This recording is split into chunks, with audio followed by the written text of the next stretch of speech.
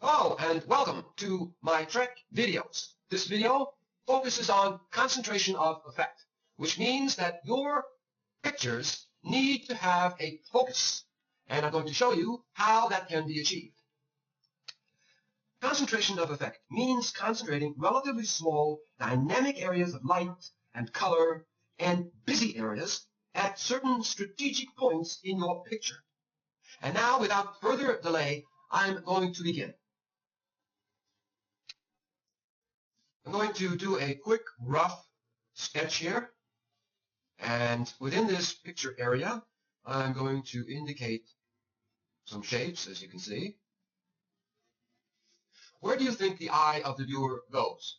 Do you think it goes here, where this empty area is, or here? The eye of the viewer goes where there is a concentration of shapes, which is right here. This concentration of shapes forms a dense area. The more shapes I add, the denser this area becomes. And this dense area forms a busy texture or pattern. It's a pattern because similar shapes have been repeated again and again. And the result is a busy area. When you have a busy area in your picture surrounded by quiet or non-dense areas, or areas that are more sparse in their density, then the eye is going to be attracted where that busy area is, where that dense concentration of shapes occurs. And this is what is known as concentration of effect. Now, there are other names that other artists may use to describe this, but it all means the same thing. A place that attracts the eye of the viewer. And that place needs to be the center of interest, the most important part of a picture. Here's another quick, rough example. I'm going to draw a series of shapes. And right here, I'll indicate a few more shapes than in other parts of this example. And even though there are shapes over here, the eye is drawn to this part more. Now, why is it drawn here more? Because there's a greater density of shapes, which means that there are more shapes here. And because of that, the eye is drawn here. To form a dense area of shapes, those shapes need to be closely grouped together, like you see here. Then other parts of your picture should have a less dense concentration of shapes, like here. By creating a more dense area of shapes, you'll create a kind of bullseye effect, which draws the attention of the viewer there. I'm going to do another quick, rough sketch, and I'm going to place some buildings over here that have this triangular shape to them. Some will be wider, some narrower. A series of shapes are being repeated with variation of shape, forming this city, and you can see that a concentration of shapes is taking place. The shapes form a grouping of shapes and thereby establish this dense area of shapes that attracts attention. And over here I'll place a horizon line way back here like that, with some mountains in the distance, and over here in this part of the drawing it's relatively empty. There are not too many shapes that I'm going to put in over here.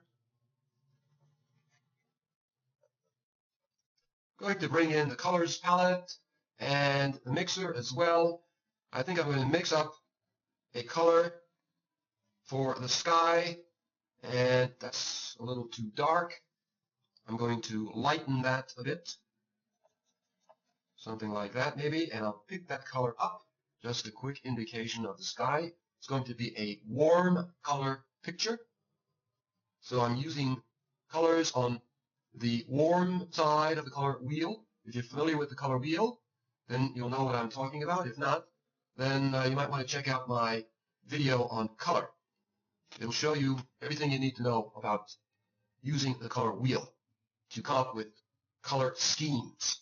And now for the ground, which should be a little warmer, I think I'm going to add some red to this mixture here, and it should be a little darker as well, and it's a little too warm. It needs to be cooled down, so I'll add a little bit of the blue to this mixture to cool it.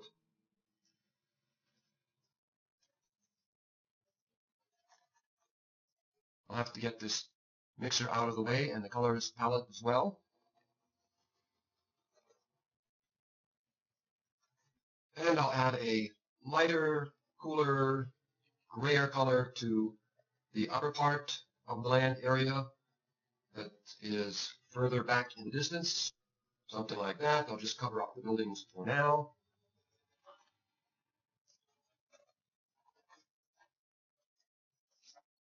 Now for the color of the buildings, I'm going to bring back the colors palette and mixer. And for the buildings, I'll select the color that is also warm, which is red, and I'll add it to the mixer, as you can see. And to this red, I'll add the complementary to gray it and darken it and cool it somewhat. I'll pick up this mixture and see what it looks like. I have to change it over here on the Tools palette. Something like that. And as you can see, I'm covering up my drawing, but that's okay. I'll come back here later and start refining these shapes somewhat. I'm going to put these palettes aside so that I can see the entire painting. And now I'll continue working on the buildings. I think I will have to have the colors palette over here, out of the way of the painting. And now I'm going to add a darker color.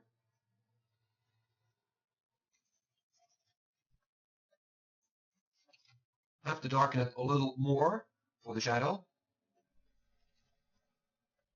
Keeping in mind the busy, dense area that I want to create to attract the attention of the viewer, with the surroundings relatively empty, not having a dense concentration of shapes like here. Now I'm going to refine these forms by jumping ahead, and I'll show you what this little rough color sketch looks like. It's not quite finished yet, but I wanted to show you this stage, what I'm doing here, refining the forms. And you can see that I'm retaining this dense, busy area of shapes. Concentration of effect is what I'm establishing here. And I've added a different kind of shape to all these triangular shapes to add some variety of shape. And you can see that shape right here. There's this curved shape in contrast to these triangular shapes, which helps to add interest. You need to establish a variety of shapes in your pictures for interest. For those of you who have seen my art track video series on design and composition, will be familiar with what I'm showing you here. The more examples that you see of a particular compositional device, the better you're going to be able to understand it. So it's important to see this compositional device applied to different subjects in order to gain the most complete understanding of it. So even though you may have seen this in my art track video series, here I'm showing it to you with a different subject, and I'll be applying some things that I may not have shown you in the art track video series on concentration of effect. The more examples you see, the better you're going to understand this, and the more ideas you're going to be able to get to achieve concentration of effect in your own paintings. Now, when it comes to balance, I have all this weight over here, and it would be nice if I added another shape on the left side to help balance these shapes and to increase the feeling of depth. By adding this dark shape in the foreground, you can see that a greater feeling of depth has resulted. And I might do something like this so that the eye isn't let down and out of the picture at the bottom by having this line come around like that. And then over here, maybe a tree or something to stop the eye from moving out of the picture area on the right. Again, if you've seen my art track video series, you'll be familiar with what I'm talking about here. Compositional line. And the movement of the viewer's eye within the picture area and how to control that movement. I don't need to create this kind of rhythmic line like that to stop the eye from leaving. I could do something quite different. For example, I could add some rocks over here like this that act as arrows to point the eye back into the picture area. You see these rocks have this arrow-like shape to them, pointing back into the picture, and then leaving this part empty. So the arrangement of these shapes forms this diagonal, you see? And again, if you've seen the Art Track video series on design and composition, you'll know what I'm talking about. It's important to create this diagonal arrangement rather than placing other shapes right beneath the shapes of the city. Because if I did that, I would create a static arrangement because there is this vertical arrangement of all these shapes. They form this vertical line. Whereas before, with this hill on the lower left, I've created a dynamic composition because of the diagonal arrangement of shapes. So that's another reason why I've placed this dark shape in the lower left part of the picture area rather than right underneath these shapes. Now, this shape looks rather simple compared to the repeated shapes forming this concentrated area here. Because if I added a lot of shapes over here, I would create this concentration of effect of repeated shapes that would form a dense area just like over here, and which would compete with this part of the picture area where I want the eye to focus. So this part needs to be kept rather simple compared to this part.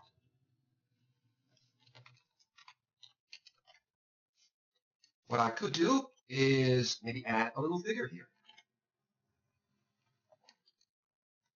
And he's standing there with his arms up maybe, one arm up, one arm down.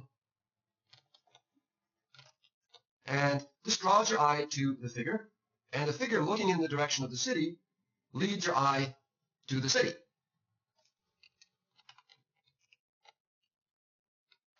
But this part of the picture is kept rather simple compared to this part. I can add, however, some light falling on the hill maybe to give it a little bit of form, not that much.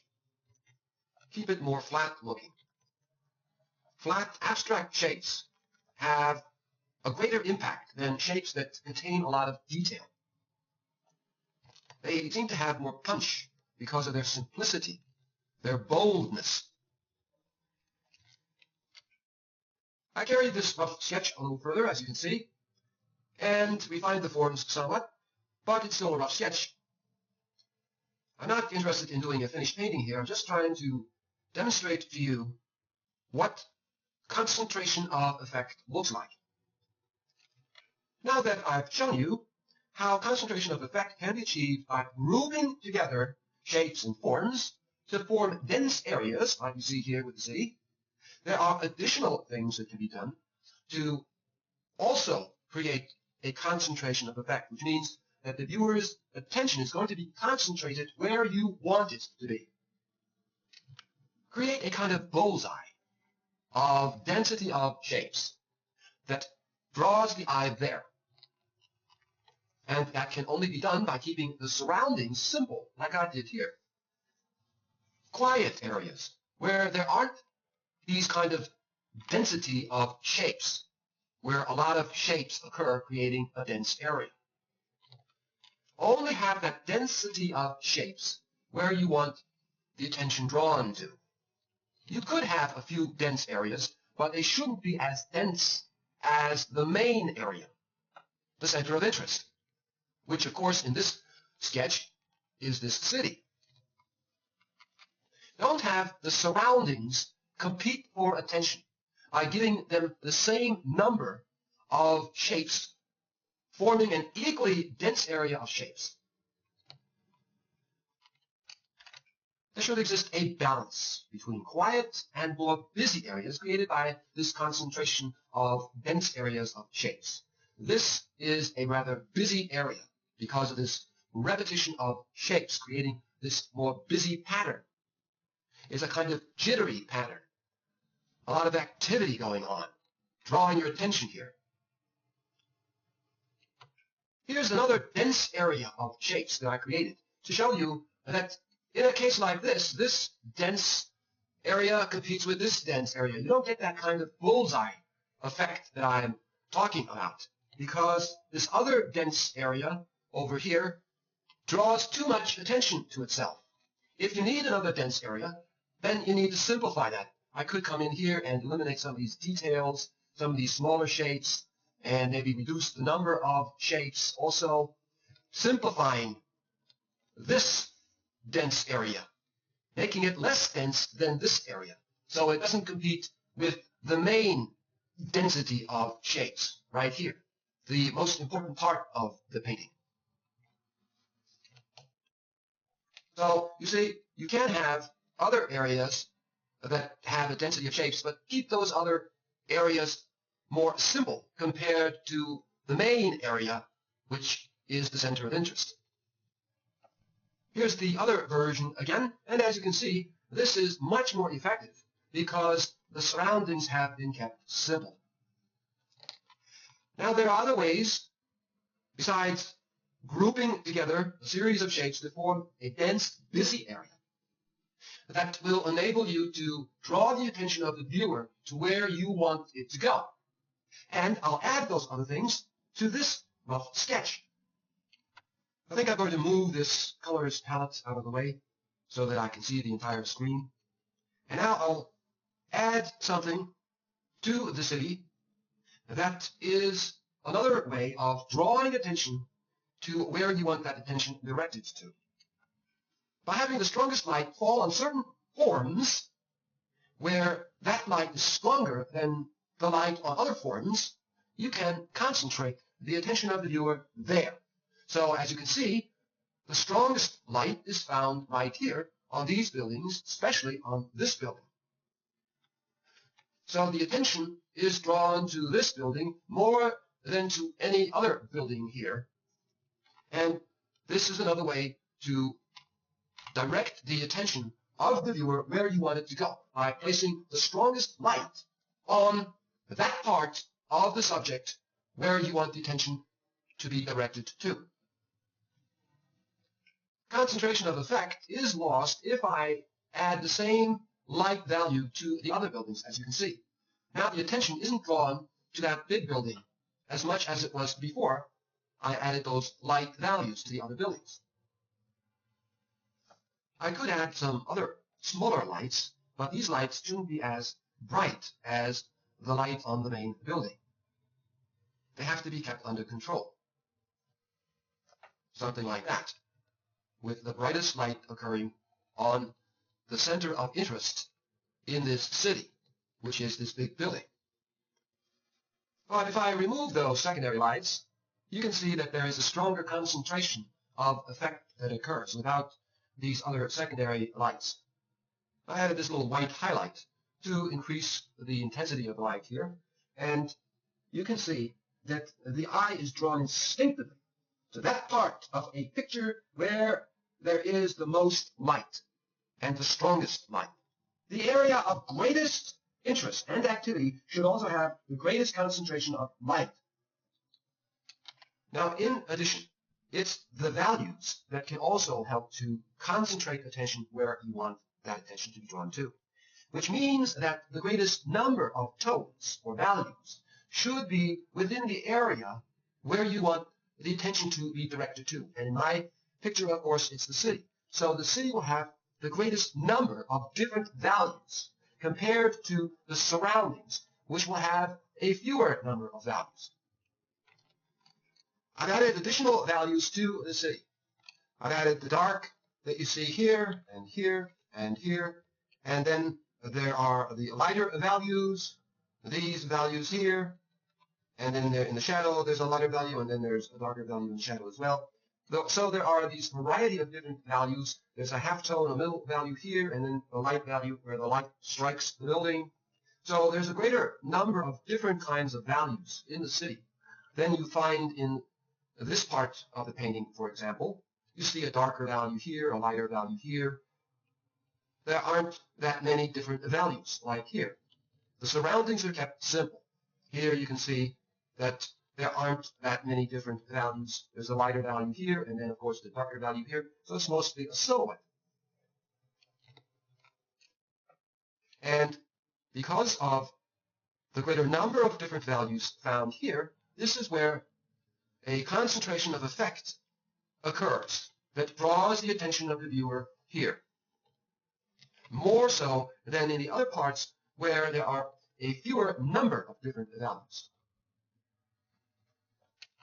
Next comes detail, concentration of detail. Concentrate your detail on those areas where you want the greatest attention to be directed to. And as you can see, I'm adding these little windows here, the detail to this big building, and then also over here on this building, I'm adding some detail so that not all the detail is just concentrated on one spot, but it's this general area here that has more detail than the other surrounding parts of the picture. So I can add a little bit of detail here, and the detail gradually gets less and less as the buildings move further back into the distance. Place more detail on those forms that are closer, like these buildings here, and to increase the feeling of depth and distance, place less detail on those forms that are further back in space, like these. So save most of your detail and interest for what you consider to be the most important part of your picture. The eye of the viewer is drawn to your center of interest and held there for a short time, after which it roams over the other more restful parts, such as you see here. But again and again, the concentrated effect recalls it to the center of interest. The great genius painter Rembrandt constantly used concentrated effect to great advantage in his paintings. I'll just quickly do a rough sketch here of a head,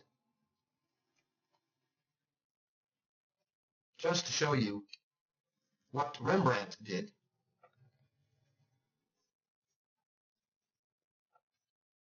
And he's got a beard.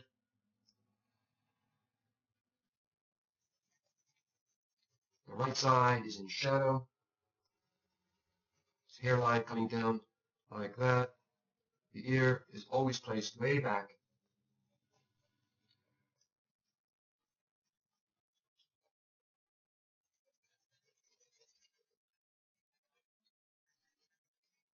And the background is dark. Many of his paintings have this dark background. And then when he shows a head, he'll concentrate light on that head, with one part of the head receiving a greater amount of light, more intense light.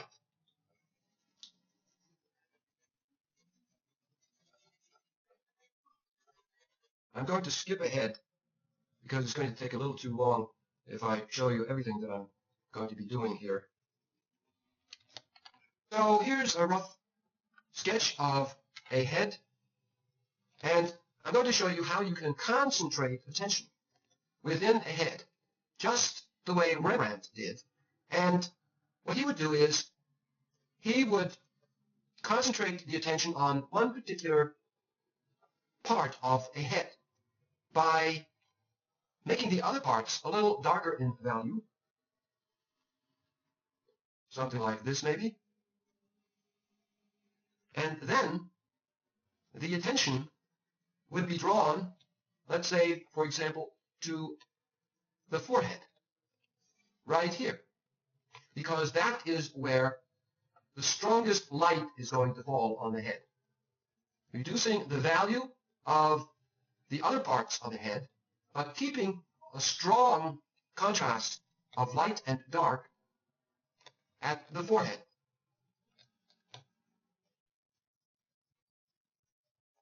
something like this.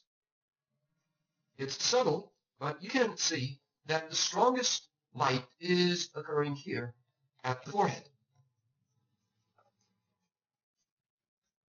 I'll darken the lower part of the head a little more.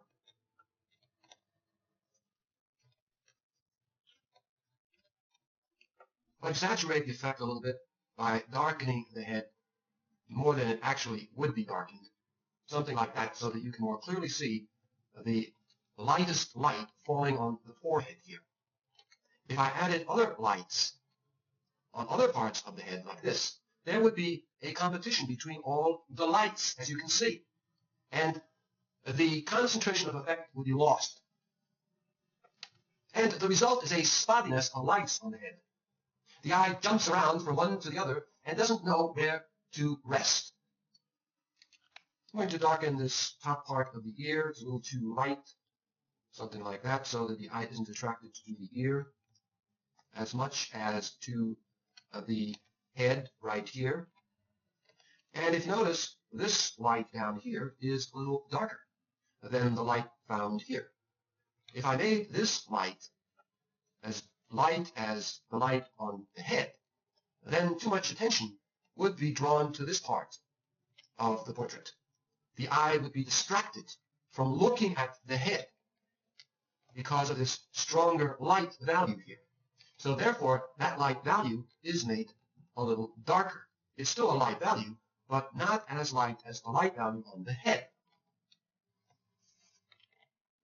And you can see by me making this light value a little darker that it's no longer as distracting as it was before. It doesn't distract your eye from looking at the head. And this is another thing that you should look for in the portraits of the great Rembrandt. By studying his work, you can learn much about the compositional devices that can be used to make your portraits much more effective. Returning now to this rough sketch, in addition to what I've shown you, if you want to draw attention to a subject, you can also add a really dark accent to that part of the subject where you want the attention drawn to, such as you see me doing here with this really dark value that I've added. This further helps to draw attention to the big building. And nowhere else am I adding this dark accent, although I can repeat it on this building a couple of times if I want. Adding a color accent also helps to draw attention to where you want the attention to be directed. So if I add this red color right here, you see, that acts as an accent color, which further helps to draw the attention to the big building. I can't make it too intense like that. It would be out of place. It wouldn't be in harmony with the rest of the colors. So it needs to be kept subtle in this particular painting. In another, where there are brighter colors, you may be able to use a brighter, more intense color accent. But in this one, it's more appropriate and it harmonizes better with the other colors if I keep that red accent more subdued like this. And a color accent like this, as well as a dark value accent like this, helps to add a lot of interest to a picture. You can see that the picture seems more interesting after adding this color accent. And a color accent like this, as well as a dark value accent like this, helps to add a lot of interest to a picture. You can see that the picture seems more interesting after adding this color accent. So concentration of effect needs to create a busy, dense area, either with, like you see here, a repetition of shapes, or it could be a repetition of values, a lot of little lights like this, as long as it creates a busy-looking pattern that attracts the attention, that attracts the eye, and that is surrounded by more quiet areas. This repetition of these triangular shapes creates a pattern of shapes. And it is a busy pattern of shapes because there are so many, creating this dense area. concentration of effect is not just grouping together a lot of shapes to create a busy area, but also directing attention by other means, such as adding a lot of detail, or a color accent, or a really dark value accent, like this, or the greatest number of different values that are found at the place where there is this greatest density of shapes, or by way of strong value contrast of your lightest light against your darkest dark. So if I did something like this, and then I created this really dark shape over here, like that, for example, this is where the attention would be directed, because that is where your strongest value contrasts occur. Your lightest light against your darkest dark. Here I've toned it down a little bit, as you can see, but this is where your strongest value contrasts occur, and therefore a concentration of effect is also achieved, which means that the attention is concentrated here. And also, as I've shown you with the portrait, by placing the strongest light on the forehead, I draw attention to that part of the head more than to any other part of the head. So again, that is also concentration of effect.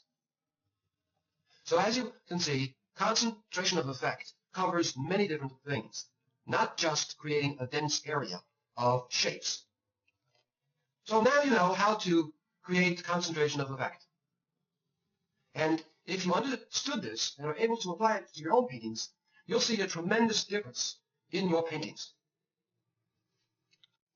Another thing, with concentration of effect, you finish off one part of the composition, like in this case, to a much greater degree than other parts. If you look at these parts, you can see how simple they are, and they haven't been carried to the same degree of finish as this part. These parts have been handled in a more suggestive way, while this part in a more detailed way. So this is a law of human vision. And that law teaches us that we can concentrate or focus our eyes on only one thing at a time. And that one thing in a picture should be the center of interest, which in my case is the city. In this rough portrait sketch, the same idea can be seen, where I keep the less important parts of the picture, the surroundings, more simple and suggestive, while the more important part, which is the face, is carried to a greater degree of finish, where more detail can be seen. This is a compositional device that the great Rembrandt used in his pictures. If you study his work, you'll find this idea. If you apply what I've shown you here, saving all your detail and interest for what you deem the most important part of your picture, when you paint your picture in this manner, it never becomes tiresome. The more generalized, less detailed, more suggestive parts of the picture, such as you see here, become areas of rest. And because the eye isn't constantly bombarded by a busyness, because it has a place where it can rest, it won't become tiresome. I should also note that the imagination of the observer, who looks at your picture, who is excited by the concentrated areas of interest, such as this, will unconsciously supply details throughout these rest areas. If you leave something to be imagined, allowing the viewer to complete the picture in his or her own way, you will create a final unity in your picture, a unity that can be attained by no other means. I'm showing you these trees here because I want to point something out to you. A picture which is complete and finished in every detail, like this tree, where you can see every single leaf, where there's a lot of detail, is itself incomplete. It is not complete because you have added all this detail. It leaves nothing to the imagination. You need to paint pictures that allow the viewer to supply through his imagination what is not there. In this example, where not every leaf is seen, the viewer supplies to his imagination the leaves that are not actually indicated, such as these here and the leaves in the shadow area. By adding only a few more detailed areas, like you see here, where individual leaves can be seen, the imagination of the viewer supplies the details of the leaves in those areas, such as this and this, where the leaves are just suggested rather than explicitly indicated in detail, like in this example here. This tree leaves nothing to the imagination of the viewer, and therefore the viewer will soon tire of this picture. However, when you just suggest certain things, like these leaves here, and explicitly state other parts, like these leaves, where detail can be seen, then the viewer participates in the completion of the picture through his or her imagination. The same idea is found here that I just talked about with the trees. The same principles are found here, and I've already gone over them. So you'll know that what I talked about with the trees can be seen here in this painting. Many illustrations that I see are too complete unto themselves, where nothing's left to the imagination. The artist feels that he or she needs to complete everything precisely in detail, state everything, which is a big mistake. And because of that, the viewer will tire quickly of looking at it. Using concentration of effect in your illustrations to tell a story with will enable you to tell that story with much greater power.